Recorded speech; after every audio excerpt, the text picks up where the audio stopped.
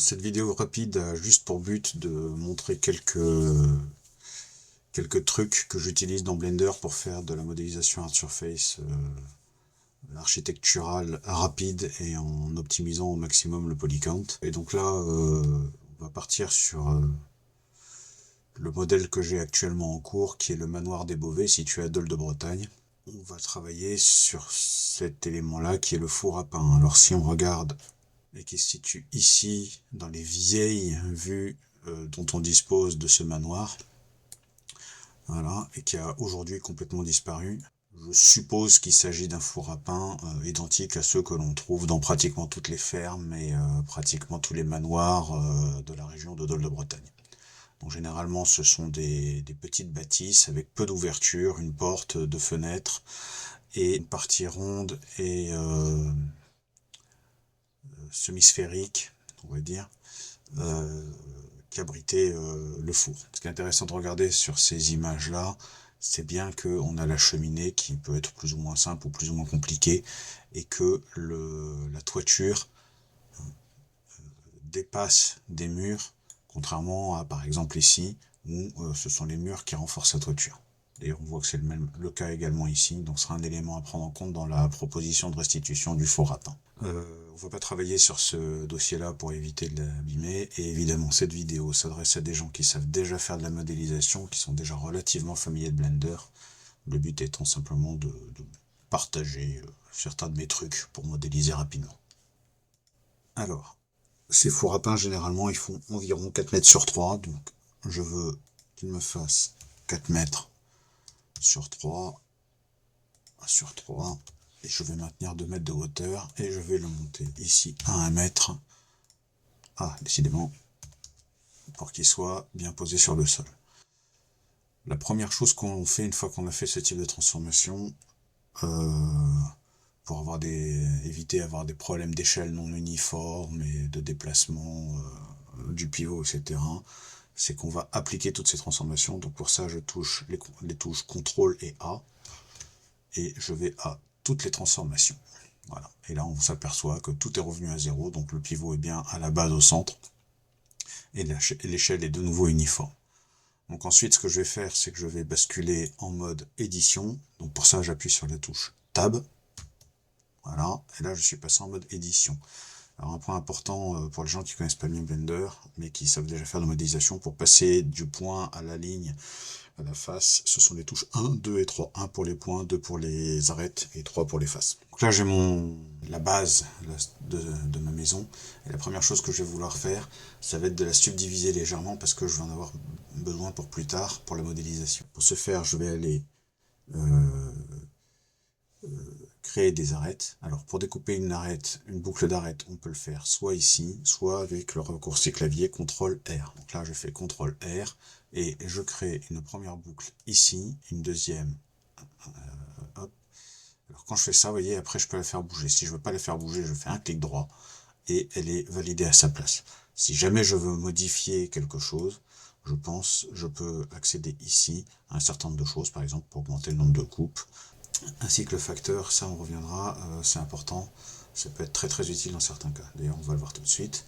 Donc là je vais créer une nouvelle boucle, de nouveau CTRL-R, ici, et je vais la faire glisser un petit peu en hauteur, vous verrez pourquoi ensuite.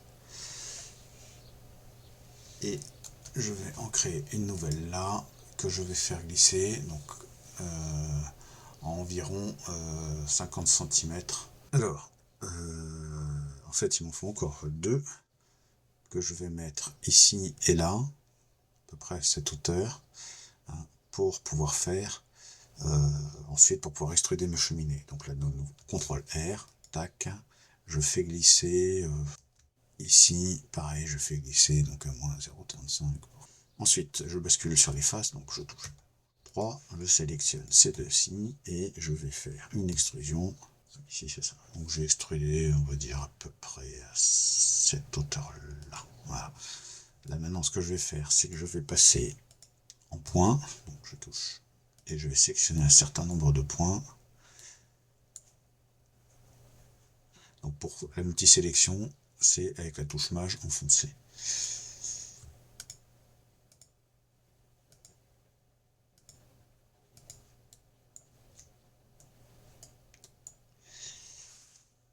pour déplacer les points, c'est la touche G.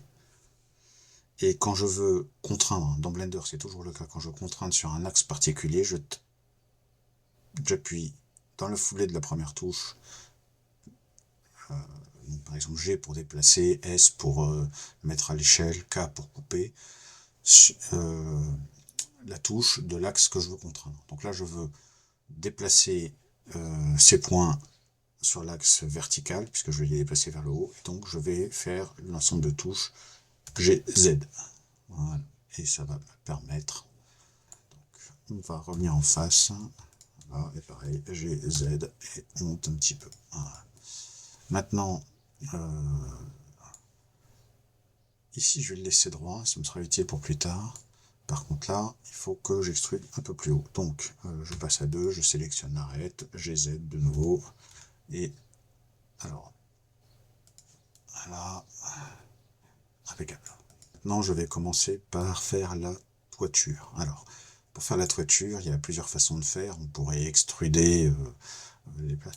Le but dans cette affaire, évidemment, c'est d'avoir le moins de polygones possible qui ne servent à rien, qui soient masqués, hein, de telle sorte que quand on fera le dépliage UV et la peinture de texture, on puisse optimiser au maximum la texture en ayant, si possible, que des polygones visibles, et donc ayant besoin d'être peint. Alors, sauf ceci du dessous, mais pour le reste, il faudrait que tout soit visible et peint, de telle sorte qu'on ne perde pas de place et qu'on puisse limiter l'objet on va dire à une texture 4K, ce sera suffisant, parce que derrière il y a tout le manoir, et donc ça va faire à la fin des scènes relativement lourdes. Donc là, ce que je veux faire, c'est extruder les parties du toit qui vont être en surplomb de part et d'autre des murs et le long des pentes. Donc, Alt pour sélectionner, Alt-clic gauche pour sélectionner l'intégralité de la boucle, et hop, on va le baisser un peu, voilà. Et là maintenant je vais pouvoir, ici, et avec le facteur, avoir quelque chose d'un peu plus cohérent. Et voilà.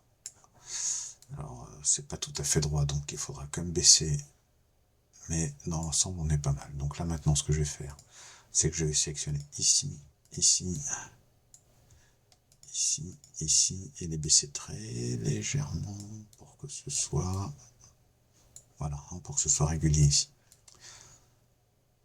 Donc voilà ce qui va me permettre de faire mon toit. On regarde sur les photos, on voit que ça dépasse très légèrement de ce côté, sur toute la partie qui est là de ce côté, et évidemment sur celle-là et celle-là. Alors on va pas tout extruder en simultané, sinon on va provoquer une catastrophe. Donc là j'ai sélectionné mes deux faces avec la touche mage enfoncé, E pour extruder.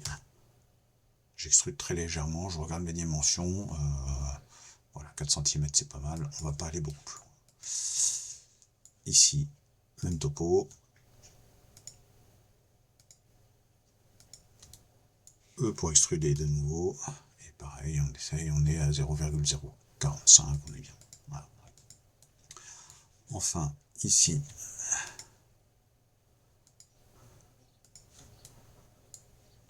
toujours E pour extruder. Alors on pourrait extruder le long des normales, ça ne changerait pas grand chose. Voilà, donc là on va faire une extrusion un peu plus longue, donc on va mettre, on va dire 0,15. 0,1528. Ici aussi.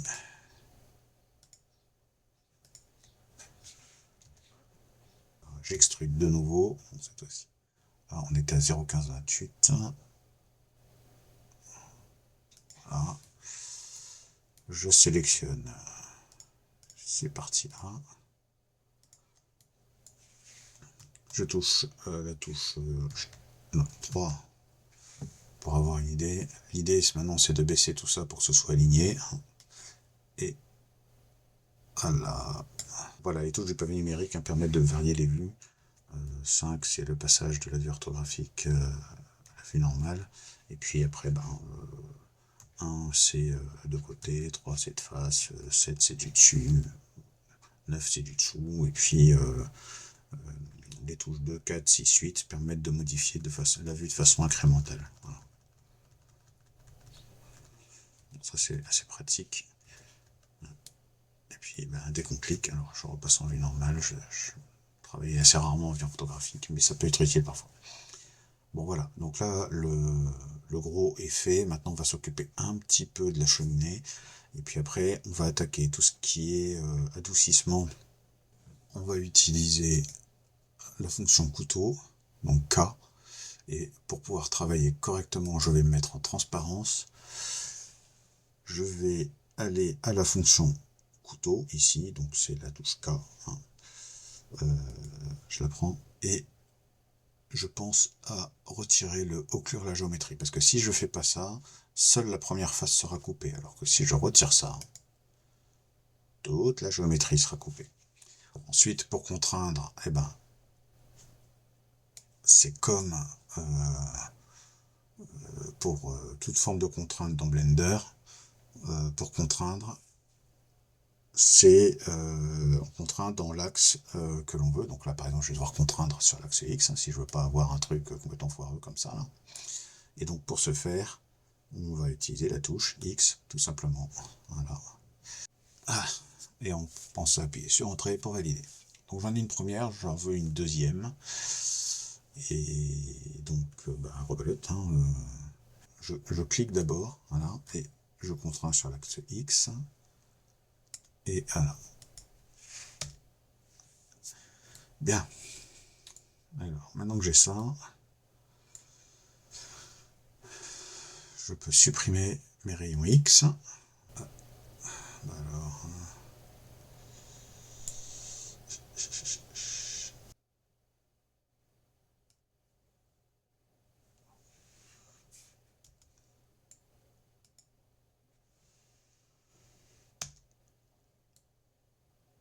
cette fois-ci c'est bon, sauf qu'évidemment, il m'a fait un truc tout moche ici, là, vous voyez. Alors, c'est bien, ça va être l'occasion de voir une nouvelle fonction intéressante qui est la fusion de points. Donc je bascule en points, je sélectionne le premier. Alors attendez, hop.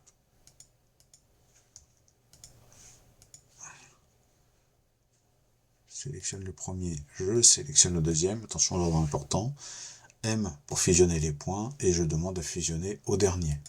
Voilà. Et ici, pareil. Alors ça, hein, quand on veut faire de la correction de géométrie, c'est vraiment intéressant. On peut fusionner au premier point sélectionné, au dernier point sélectionné ou au milieu. Voilà. Donc là, je suis au dernier. Voilà. Bien, maintenant je vais passer en polygone. Donc j'appuie sur la touche droite du clavier, pas du pavé numérique, hein, du clavier, et je sélectionne. Alors quand je veux sélectionner un chemin de polygone, je peux appuyer sur la touche contrôle. Voilà. Vous voyez, me sélectionner un chemin. Et de nouveau sur la touche contrôle. Et là, j'ai la totalité qui est faite. Et là, si je veux extruder maintenant, ça va foirer. Pourquoi? Parce que ce qu'il faut, c'est extruder le long des normales. D'accord? Donc il faut bien sélectionner ici, non pas avec le contrôle E, parce que lui, il extrude la région directement. Voilà. Donc là, j'extrude le long des normales, très légèrement. Voilà, ça fera la petite décoration. Ensuite, on va sélectionner la bout d'arête qui est ici. Donc pour ça, j'appuie sur la touche 2 pour revenir sur les arêtes. La touche Alt pour sélectionner la boucle. Voilà. Et il ne sélectionne pas entièrement. Donc je sélectionne plusieurs boucles d'arêtes en maintenant la touche Maj et la touche Alt en simultané. Je vais passer au biseau. Je vais faire un biseau simple là pour commencer. Voilà, c'est juste pour lui donner un art un peu arrondi. D'accord? Ensuite, je passe sur 3, je sélectionne I pour Inset, hein, pour insérer des faces. Voilà. Alors, quand on fait une fonction comme celle-là, on a toujours cette petite fenêtre qui apparaît. Alors moi, quand j'ai commencé sur Blender, je ne la voyais pas. Voilà, elle apparaît et elle permet de faire un certain nombre de choses. Par exemple, si je veux faire une inset individuelle, etc., c'est très intéressant. Et notamment, ça permet d'ajuster après coup, hein, de façon beaucoup plus précise l'épaisseur de ce qu'on veut. Voilà, donc là, par exemple, on va se mettre à 0,85.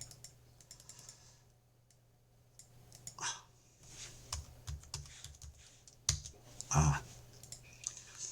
Bon, une fois que j'ai ces deux S, je peux extruder, E pour extruder, et voilà.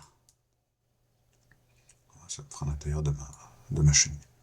Bon voilà, maintenant on va pouvoir s'attaquer aux adoucissements, et on va commencer par un en particulier, qui est celui de l'arête. Parce que là, tel que c'est pas beau. Donc, de toute façon, on va passer, appuyer en mode arrête ici, donc j'ai appuyé sur la touche 2, hein, toujours. Et CTRL B pour bevel. Voilà. Ça va me faire ça. Là par contre je veux que ce soit plus arrondi, hein, pour ensuite en général pour du low poly avec 3 angles ça suffit à faire une belle structure bien arrondie. Bon, on va avoir intérêt à faire un peu la même chose ici. Je refais un CTRL B et qu'est-ce que je constate, c'est que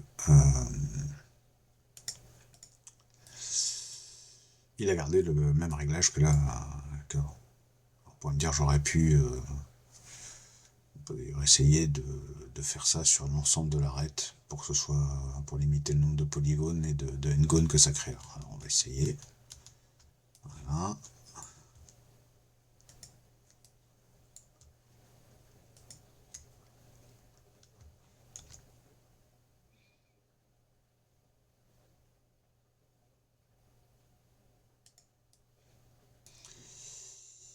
Maintenant, on va s'attaquer aux arêtes du toit, puis ensuite on fera la cheminée. Alors allons-y pour le toit. Donc, comme je disais, une sélection d'arêtes, une boucle d'arêtes, j'appuie sur la touche Alt.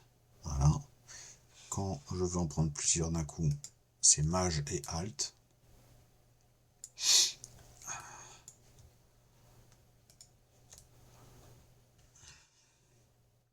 Donc là on continue.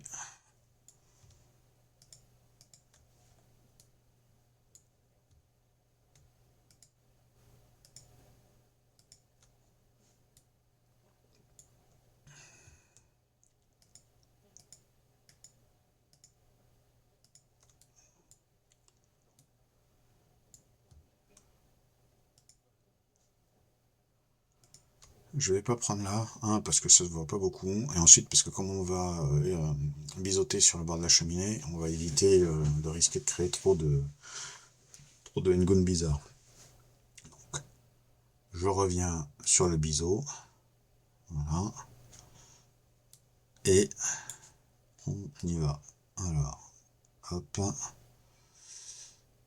faut pas faire trop gros là, un seul segment devrait suffire, et là c'est un peu élevé à mon goût, on va faire 0,01. Voilà, ça devrait suffire largement pour capter la lumière de façon convenable. Voilà. Bon, maintenant on va s'attaquer à la cheminée. Donc là c'est pareil, sélection de boucle, donc Alt pour sélectionner la boucle, Maj Alt pour sélectionner l'autre boucle. On continue ici. Alors on pourrait faire celle-là en même temps. Je suis pas toujours adepte d'en faire trop d'un coup parce que sinon ça peut provoquer ensuite des ratés. Donc là je suis resté sur le même outil, hein, donc je suis toujours sur un outil biseau et on va rester pareil sur du 1,01, 1,012, voilà, on est pas mal. Alt et Maj Alt pour celle-ci et c'est reparti, on fait un petit bevel. Voilà, pas que ce soit trop gros, sinon ça va pas faire beau. Voilà, on bascule en mode objet pour voir si on trouve que c'est bien adouci, etc. En ce qui me concerne, je pense que ça va être suffisant pour ce qu'on cherche à faire. Et donc maintenant, on va s'attaquer à la maison elle-même. Donc on revient en mode édition, donc je rappelle c'est la touche Tab. Voilà. Et là maintenant, si vous vous souvenez, on avait une boucle d'arête qui était ici. Donc je vais la resélectionner. J'ai deux options pour la déplacer. La première, c'est de la déplacer comme ça, et elle va rester bien droite. En l'occurrence, c'est ce que je veux faire. La deuxième, c'est de la faire glisser. Faire glisser les arêtes. C'est un peu comme le facteur tout à l'heure quand on a fait le découpage de boucles. Ça va permettre de déplacer la boucle d'arête en épousant la forme générale de l'objet. Donc ça peut être intéressant dans certains cas. Là en l'occurrence c'est pas ce qu'on veut. Donc je vais bien utiliser ceci pour déplacer ma boucle d'arête. Voilà, que je vais monter ici. Après ça je vais pouvoir m'attaquer à la porte et aux fenêtres. Alors, dans ce type de maison, de ce que j'en ai vu, on a généralement la porte soit sur la face opposée au four, soit sur un des côtés. En l'occurrence, quand on regarde la position du four au manoir des Beauvais, déjà on voit pas de porte ici, et il est vraisemblable que la porte elle est au plus près de l'entrée du manoir, donc elle doit être sur la façade opposée au four. Donc on regarde en Blender, voilà. Donc la porte elle devrait être par ici. Donc telle qu'elle est là, bon, les dimensions ne sont pas forcément mauvaises, même si je la trouve un peu étroite. Donc ce qu'on va faire, c'est que je vais passer en mode arête, je les sélectionne, et là je vais faire les mettre à l'échelle sur l'axe Y, c'est-à-dire que je vais les écarter l'une et l'autre. Voilà. Voilà. Et on peut envisager également de monter un petit peu celle-ci. Alors, maintenant je passe 3 pour passer en mode fenêtre, un inset, hop, pas trop gros, voilà.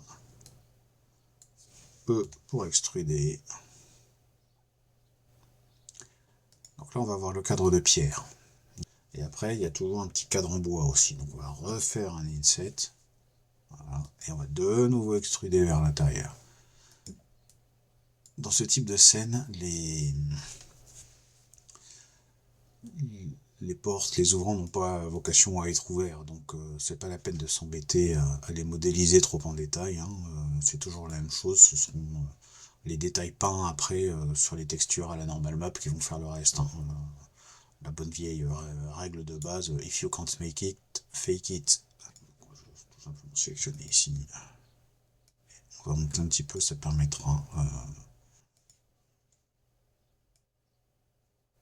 Alors pourquoi je le fais simplement parce qu'après on fera de la peinture par polygone, donc permettra d'avoir un cadre de porte propre fait à base de polygone. Voilà. Bon, maintenant on va s'attaquer aux fenêtres, il m'en faut une de chaque côté. Pour ça on va découper des arêtes, découper ici.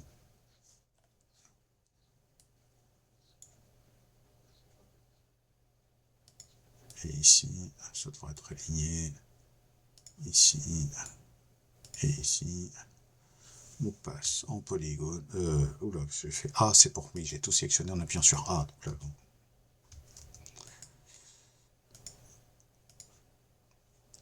Je appuie sur 1 et je vais relier tout ça. Donc là, vous voyez, j'ai pas pu découper mon arête complètement. Ce que je vais faire, c'est que je sélectionne des points et j'appuie sur J pour les joindre. Voilà. Ce qui évite de créer des n-gones bizarroïdes. Voilà. Et en fait, là, j'ai reconstitué une boucle d'arête complète. Donc J pour joindre. Voilà. Du coup, sauf problème, si je... Voilà. Et là, je peux avoir une boucle d'arête complète. Donc, je ne vais pas la faire tout de suite. Je vais commencer par faire glisser celle-ci. Donc, hop. Voilà. Et maintenant, découper une boucle. Et voilà. Alors, pourquoi je fais ça?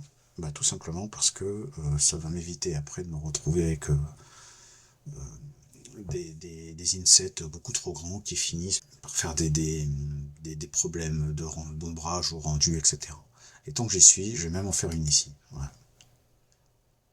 Alors bien sûr, ça augmente un peu le nombre de polygones, mais c'est quand même pas la catastrophe. Donc là, et là, ça va avoir un intérêt que je vais pouvoir aussi faire une petite fenêtre ici, certainement. Donc là, j'ai ma fenêtre, donc 3 pour sélectionner. Donc j'y suis, j'en fais une identique de l'autre côté. I pour faire un inset. Voilà.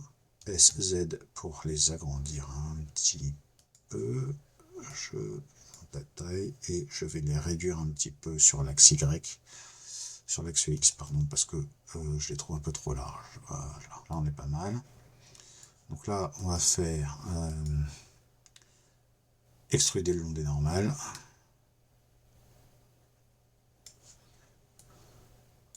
Et comme pour là, je vais faire un deuxième inset et une deuxième extrusion.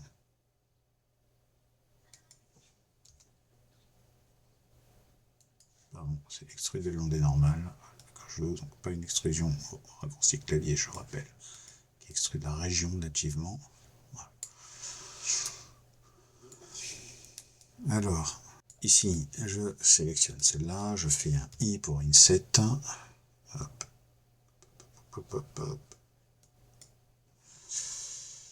Alors, généralement, dans ce genre de porte, c'est juste un peu... Hop, hop, hop.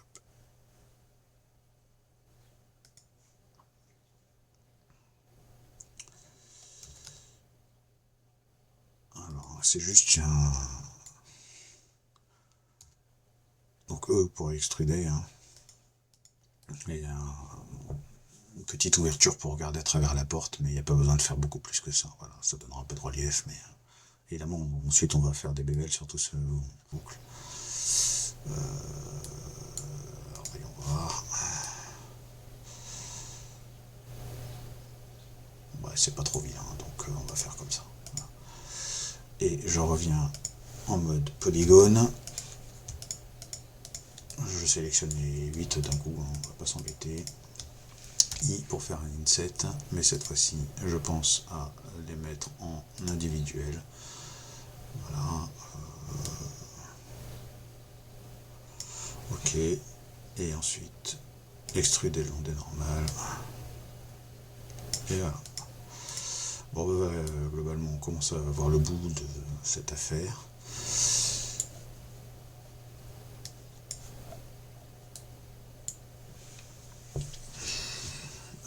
Donc là maintenant on va repasser en barrette et on va sélectionner toutes nos belles boucles d'arête. Alors,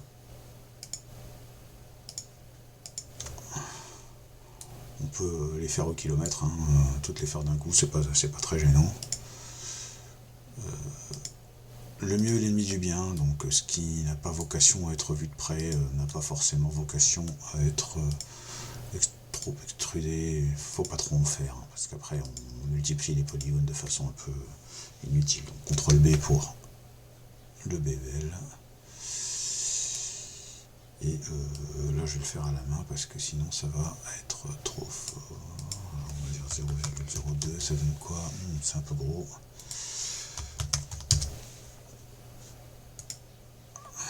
Voilà. Ma foi, tout ceci est arrondi. Me reste les arêtes des murs et on sera pas mal. Donc là, hop.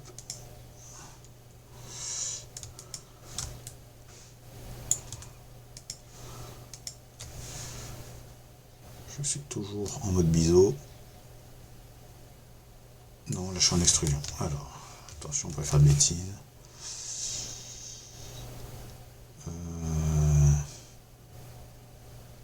Pas trop en faire non plus. Pour le coup, là, ça peut mériter de mettre deux sommets pour que ce soit plus arrondi. Et voilà.